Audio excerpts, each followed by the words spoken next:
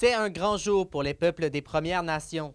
Les travaux d'agrandissement du Centre d'amitié autochtone sont officiellement lancés. Mais maintenant, on a vraiment mis en place des chambres complètes pour vraiment offrir un chez-soi, loin de chez soi, pendant des séjours ici à Val-d'Or. Mais on a aussi une belle clinique en santé autochtone. On travaille sur ce projet depuis 2009. Et donc là, cette clinique-là prend vraiment forme. Donc, on va avoir des espaces dédiés, des milieux de vie communautaires pour les jeunes, pour les aînés. C'est vraiment un lieu de rassemblement, un carrefour de services, mais qui va être maintenant adapté à la réalité d'aujourd'hui et aux besoins d'aujourd'hui. Le projet de 60 millions de dollars annoncé l'an dernier permettra aux peuples autochtones d'avoir une identité à leur image. Mais on veut vraiment diffuser la culture des peuples autochtones. Ça va être un lieu de diffusion où seront conviés les Autochtones et non-Autochtones.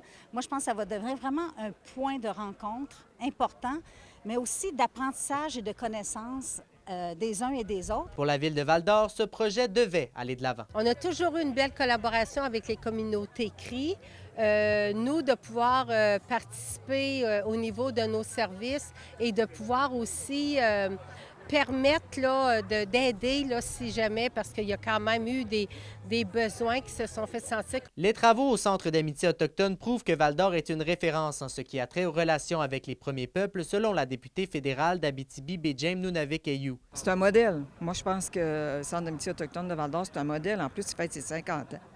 Donc, on sait fort bien tout le travail qu'il y a eu en arrière-plan avec Édith Cloutier et son équipe. Donc, je pense que c'est un modèle, c'est une exception, puis il faut le mentionner.